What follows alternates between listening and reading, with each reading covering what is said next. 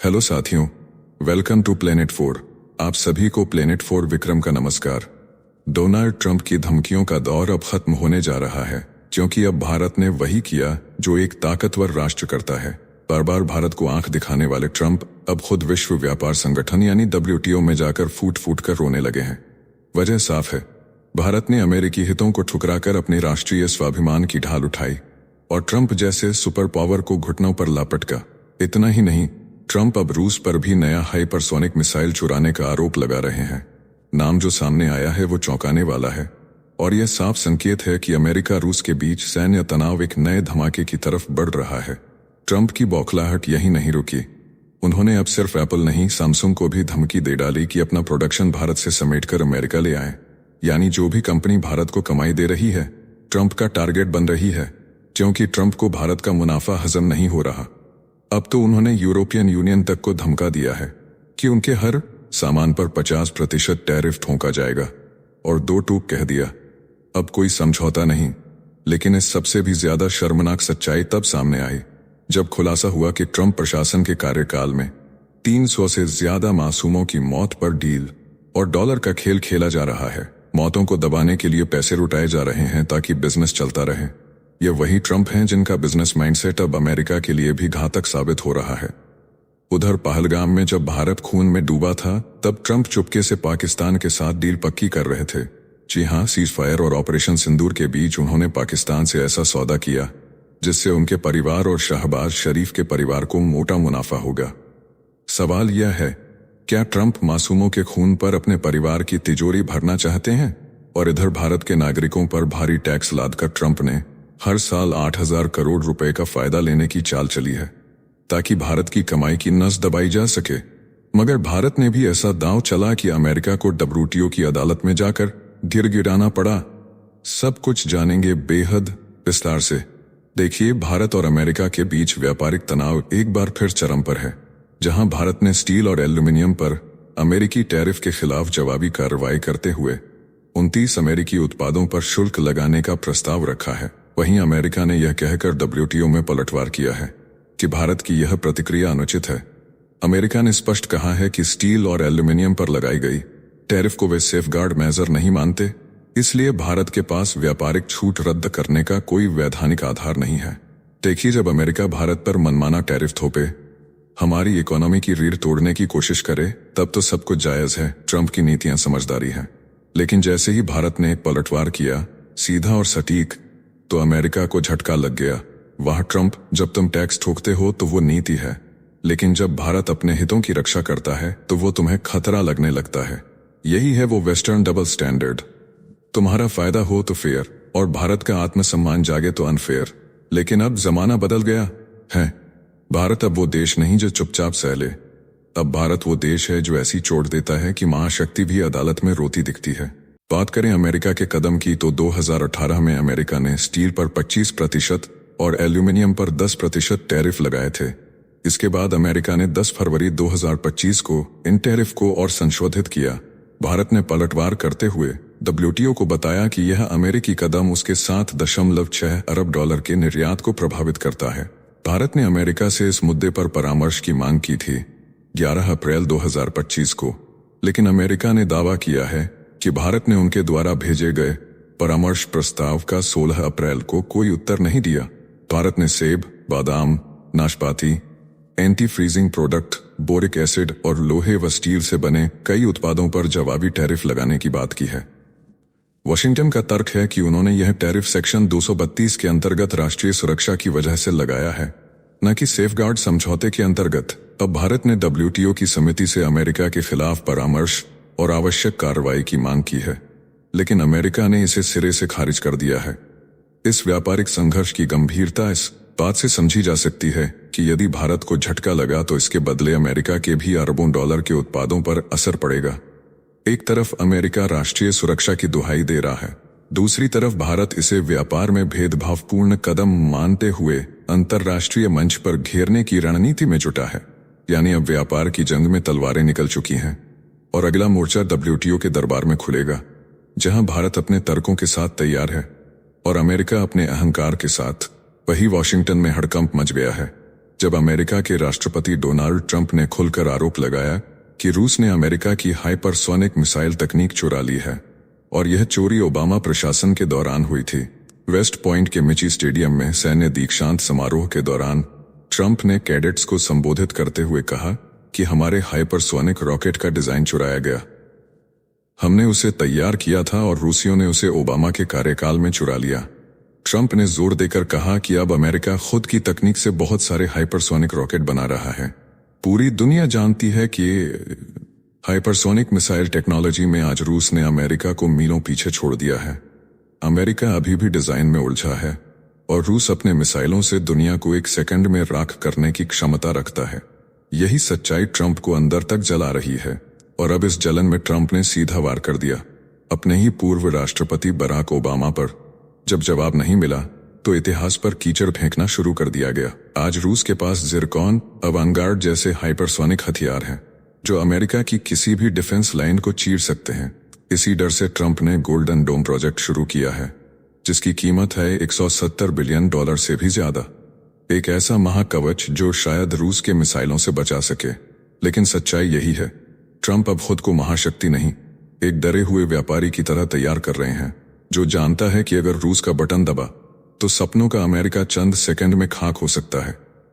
उधर Donald Trump ने पहले एप्पल को धमकाया और अब सैमसंग को भी सीधी चेतावनी दे दी। ट्रंप ने 2 टूक कह दिया कि अगर स्मार्टफोन कंपनियां अमेरिका में फैक्ट्री नहीं लगाएंगी तो उन्हें 25% का आयात शुल्क देना पड़ेगा। व्हाइट हाउस में पत्रकारों से बातचीत करते हुए ट्रंप ने कहा कि यह आदेश सिर्फ एप्पल तक सीमित नहीं है बल्कि सैमसंग और हर उस कंपनी पर लागू होगा जो अमेरिका में फोन बेचती है लेकिन मैन्युफैक्चरिंग अमेरिका से बाहर करती है।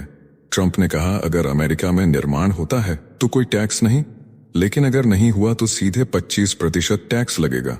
ट्रंप ने ट्रुथ सोशल पर पोस्ट करते हुए लिखा कि उन्होंने एप्पल के मुख्य कार्यकारी अधिकारी टिम कुक को पहले ही स्पष्ट कर दिया है कि जो भी आईफोन अमेरिका में बिकेंगे उन्हें अमेरिका में ही बनाना होगा, भारत या किसी अन्य देश में नहीं। जैसे ही यह धमकी सामने आई, एप्पल के शेयर 2.6% गिर गए और कंपनी का $70 अरब का मार्केट कैप एक झटके में उड़ गया। गौरतलब है कि एप्पल ने हाल ही में अपने आईफोन निर्माण को चीन से हटाकर भारत में स्थानांतरित करना शुरू किया है। अब अमेरिका में बिकने वाले आईफोन्स पर कंट्री ऑफ ओरिजिन के रूप में भारत का नाम लिखा जा रहा है, लेकिन यह ट्रंप को अच्छा नहीं लग रहा है। अब ट्रंप की यह धमकी सीधे भारत पर भी असर डाल सकती है क्योंकि सैमसंग के अधिकांश स्मार्टफोन फिलहाल भारत, दक्षिण कोरिया, वियतनाम और ब्राजील में बनते हैं। ट्रंप ने साफ कर दिया है कि चाहे कंपनी चीन पर निर्भर ना भी हो, लेकिन अगर निर्माण अमेरिका में नहीं होता तो टैक्स देना ही होगा। यह ट्रंप का सीधा संदेश है कि अमेरिका अपनी मैन्युफैक्चरिंग को फिर से जमीन पर लाना चाहता है और इसके लिए अब धमकी के साथ आर्थिक हथियारों का इस्तेमाल किया जा रहा है। ट्रंप का यह बयान न सिर्फ कंपनियों को झटका है बल्कि भारत जैसे उभरते निर्माण हब के लिए भी एक कड़ी चुनौती बनकर आया है। अब देखना होगा कि सैमसंग और अन्य टेक जायंट्स ट्रंप की इस धमकी के सामने झुकते हैं या वैश्विक व्यापार युद्ध का नया अध्याय शुरू होता है। इसी के साथ ट्रंप ने ऐलान कर दिया है कि 1 जून से यूरोपीय यूनियन से आने वाले हर प्रोडक्ट पर सीधे 50% टैरिफ लगाया जाएगा। ट्रंप ने अपने सोशल मीडिया प्लेटफॉर्म पर ऐलान करते हुए कहा कि वह यूरोपीय यूनियन से कोई समझौता नहीं करना चाहते। यूरोपीय यूनियन ने सभी टैरिफ को शून्य करने का प्रस्ताव रखा था, लेकिन ट्रंप इसके खिलाफ हैं। वह हर आयात पर कम से कम 10% टैक्स लगाने की नीति पर अड़े हुए हैं। ओवल ऑफिस में पत्रकारों से बातचीत करते हुए ट्रंप ने फिर दोहराया कि अमेरिका को अपने अंदर उत्पादन करना होगा, वरना विदेशी कंपनियों को भारी कीमत चुकानी पड़ेगी। यूरोपीय यूनियन के व्यापार प्रमुख मारोस सेफकोविक ने ट्रंप के इस बयान को धमकी बताते हुए कहा है कि यूरोप धमकियों से व्यापार नहीं करता। हम सम्मान के साथ व्यापार करने में विश्वास रखते हैं और अपने हितों की रक्षा के लिए पूरी तरह तैयार हैं। यह बयान ऐसे समय में आया है जब यूरोपीय यूनियन और अमेरिका के बीच $900 अरब से भी अधिक का व्यापार हो रहा है, जिसमें यूरोप ने पिछले साल अमेरिका को $600 अरब से ज्यादा का सामान भेजा और $370 अरब का सामान खरीदा। ट्रंप का यह व्यापारिक युद्ध अब वैश्विक कंपनियों की नींद उड़ाने लगा है। जो कंपनियां चीन और भारत जैसे देशों में उत्पादन कर अमेरिका के बाजार में बेच रही थीं, अब उन्हें ट्रंप की टैरिफ की तलवार का सामना करना पड़ेगा। अमेरिका अब खुद को वैश्विक फैक्ट्री बनाना चाहता है और इसके लिए ट्रंप हर हथियार का इस्तेमाल करने को तैयार है, चाहे धमकी हो या टैक्स बम। इसी बीच अमेरिका की सबसे बड़ी विमान निर्माता कंपनी बोइंग को मिला है न्याय का सबसे विवादित तोहफा। 2 भीषण विमान हादसों में 346 लोगों की मौत के बावजूद अमेरिकी न्याय विभाग बोइंग के खिलाफ आपराधिक केस वापस लेने की तैयारी में है। सौदे की रकम है $1.1 अरब से अधिक। इसके बदले बोइंग को सुरक्षा उपायों में निवेश करना होगा और निगरानी के नए मानक अपनाने होंगे। यह केस बोइंग के 737 मैक्स विमान से जुड़ा है जो 2018 और 2019 में इंडोनेशिया और इथियोपिया में गिरकर तबाह हुए थे। इन दुर्घटनाओं ने पूरी दुनिया को हिला दिया था, लेकिन अब इस सौदे से बोइंग को आपराधिक जिम्मेदारी से छूट मिल सकती है। हालांकि पीड़ितों के परिवारों ने इस समझौते का जमकर विरोध किया है। वकील पॉल कैसल ने इसे न्याय का अपमान बताते हुए कहा कि यह समझौता उन निर्दोष जानों की बेइज्जती है जिन्हें बोइंग की लापरवाही ने छीन लिया। अब सवाल यह नहीं कि बोइंग कितना चुकाएगा, सवाल यह है कि क्या पैसा जान की कीमत चुका सकता है। ये सौदा अमेरिकी व्यवस्था पर सवाल भी खड़े कर रहा है और न्याय की परिभाषा को नए सिरे से देखने को मजबूर कर रहा है। अब ये बात किसी से छुपी नहीं है कि बोइंग और डोनाल्ड ट्रंप के बीच गहरे साठगांठ की एक लंबी कहानी चल रही है और अब इसका ताजा और सबसे चौंकाने वाला अध्याय सामने आया है। कतर में ट्रंप ने बोइंग के लिए एक महाडील कर डाली और उसके बदले में जो उन्हें मिला वो हर लोकतंत्र की आत्मा को हिला देने वाला है। इस डील के बदले बोइंग ने ट्रंप को कतर में एक फ्लाइंग पैलेस गिफ्ट किया है जिसकी कीमत 3000 करोड़ रुपए से भी ज्यादा आंकी जा रही है। यह कोई साधारण विमान नहीं है, यह ट्रंप के लिए एक उड़ता हुआ महल है जिसे अब वह अपने निजी कामों के लिए इस्तेमाल कर सकते हैं। ट्रंप अब राष्ट्रपति नहीं, एक चलता फिरता कॉरपोरेट सौदा बन चुके हैं और बोइंग उनके पीछे खड़ा सबसे बड़ा कारोबारी हितैषी है। जनता पूछ रही है, यह उपहार नहीं, यह घूस की सबसे आलीशान उड़ती मिसाल है। जैसा कि आप सभी जानते हैं, डोनाल्ड ट्रंप के मध्य पूर्व दौरे के दौरान एक ऐसा समझौता हुआ है जिसने न सिर्फ अमेरिका को फायदा पहुंचाया है बल्कि बोइंग जैसी दिग्गज कंपनी को भी दोबारा आसमान में उड़ान भरने का मौका दिया है। कतर एयरवेज ने अमेरिका की विमान निर्माता कंपनी बोइंग से 210 नए विमानों का ऑर्डर दे दिया है। इस सौदे की कुल कीमत $96 अरब बताई जा रही है, यानी भारत के 70 लाख करोड़ रुपए से भी अधिक। व्हाइट हाउस के मुताबिक इस डील से अमेरिका में हर साल 1,54,000 नौकरियों को सपोर्ट मिलेगा और ये अब तक का सबसे बड़ा ऑर्डर है ड्रीमलाइनर विमानों का जो लंबे रूट की उड़ानों के लिए इस्तेमाल होते हैं। कतर एयरवेज पहले से ही 150 बोइंग विमानों का संचालन कर रही थी और 130 नए विमानों का ऑर्डर पहले से बुक था। बोइंग ने बताया है कि उसके पास अभी भी 5,600 विमानों की बुकिंग बाकी है, यानी 7 वर्षों का काम पहले से लाइन में है। इस डील से पहले बोइंग को जनवरी 2024 में एक पैनल ब्लास्ट की घटना और 7 हफ्तों की वर्कर स्ट्राइक से भारी नुकसान हुआ था, लेकिन अब शेयर 20% ऊपर जा चुके हैं और कंपनी फिर से ट्रैक पर लौट रही है। ट्रंप ने डील साइनिंग के समय कहा, यह बोइंग के इतिहास का सबसे बड़ा ऑर्डर है, इसे जल्द बनाओ और बाहर उड़ाओ। लेकिन जो देश ट्रंप को तोहफा नहीं दे पा रहे, ट्रंप उस देश की जेब काट रहे हैं। डोनाल्ड ट्रंप का one big beautiful bill act अब भारतीयों की जेब पर सीधा वार करने जा रहा है। अमेरिका में काम कर रहे लाखों भारतीयों को अब भारत पैसा भेजने पर देना होगा 3.5% टैक्स। 2026 के 1 जनवरी से यह कानून लागू होगा। अमेरिकी प्रतिनिधि सभा ने 22 मई को इस बिल को पारित कर दिया। इस कानून के जरिए ट्रंप सरकार को हर साल 8,750 करोड़ रुपए का सीधा फायदा होगा। भारत को सबसे बड़ा झटका इसलिए क्योंकि 2023-24 में भारतीयों ने अमेरिका से $30 बिलियन का रेमिटेंस भेजा, जिसमें अब $1.05 बिलियन यानी 8,750 करोड़ रुपए का टैक्स सीधे अमेरिका की जेब में जाएगा। पहले यह टैक्स दर 5% रखी गई थी, लेकिन अब इसे घटाकर 3.5% कर दिया गया है। ट्रंप का दावा है कि यह tax make America great again एजेंडे का हिस्सा है। इससे भारत की अर्थव्यवस्था पर भारी असर पड़ेगा, क्योंकि रेमिटेंस की यह रकम सीधे रियल एस्टेट, स्टॉक मार्केट और घरेलू खपत को प्रभावित करती है। यही कारण है कि भारत भी अब ट्रंप के खिलाफ फैसला ले रहा है और उन्हें WTO में घुटने टेकने पर मजबूर कर रहा है। अब जो खबर मैं आपको बताने जा रहा हूं, वह बेहद हैरान करने वाली है। डोनाल्ड ट्रंप का क्रिप्टो बिजनेस अब सीमाएं लांघ चुका है और अगला पड़ाव बना है पाकिस्तान, जहां प्रधानमंत्री शहबाज शरीफ के बेटे सलमान शहबाज को खुद इस क्रिप्टो नेटवर्क की कमान सौंप दी गई है। दुबई की हाईलैंड सिस्टम्स नाम की ब्लॉकचेन फर्म इस नेटवर्क की रीढ़ है, जिसके साथ मिलकर पाकिस्तान की जमीन पर क्रिप्टो माइनिंग और ब्लॉकचेन तकनीक का बड़ा कारोबार खड़ा किया जा रहा है। खास बात यह है कि इस कंपनी में ट्रंप के बेटे एरिक ट्रंप और पाकिस्तान के शीर्ष मिलिट्री कॉन्ट्रैक्टर्स भी हिस्सेदार हैं। ट्रंप कुनबे की वर्ल्ड लिबर्टी फाइनेंशियल कंपनी ने पाकिस्तान क्रिप्टो काउंसिल से सीधा समझौता किया है, जिसमें ट्रंप परिवार की 60% हिस्सेदारी है। ट्रंप के राष्ट्रपति बनने से कुछ महीने पहले ही इस कंपनी की नींव रखी गई थी।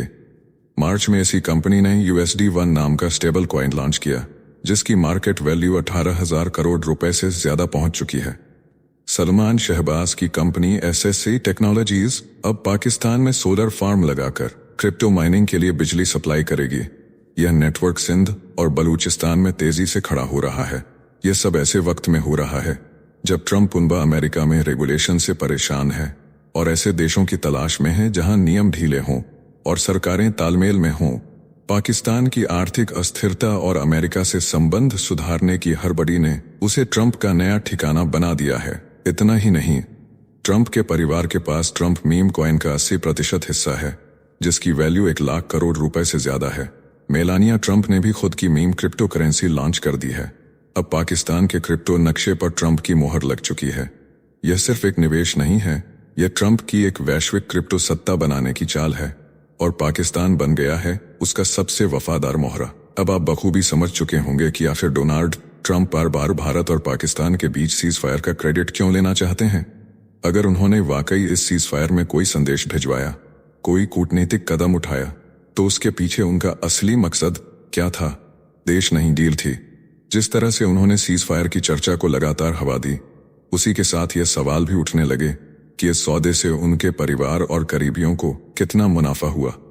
क्या उन्होंने रक्षा सौदों में हिस्सेदारी ली? क्या पाकिस्तान या भारत के किसी कॉन्ट्रैक्ट में उनके करीबी कारोबारी घुसे?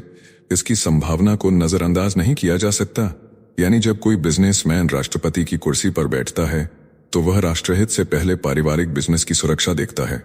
वह शांति के नाम पर सौदे करता है, वार्ताओं के नाम पर मुनाफा कमाता है और फिर दुनिया के सामने संवेदनशील नेता की छवि बनाकर वाहवाही लूटता है। ट्रंप का यही असली खेल है, जहां हर वैश्विक पहल, हर सैन्य हलचल, हर बयानबाजी के पीछे निवेश, मुनाफा और कॉरपोरेट हित ही छिपे रहते हैं। चाहे वह बोइंग के साथ डील हो या कतर में उड़ता महल या भारत पाकिस्तान के बीच युद्ध विराम, ट्रंप हर कदम पर अपने परिवार और पूंजीपति मित्रों के लिए सुनहरा सौदा बुनते नजर आते हैं।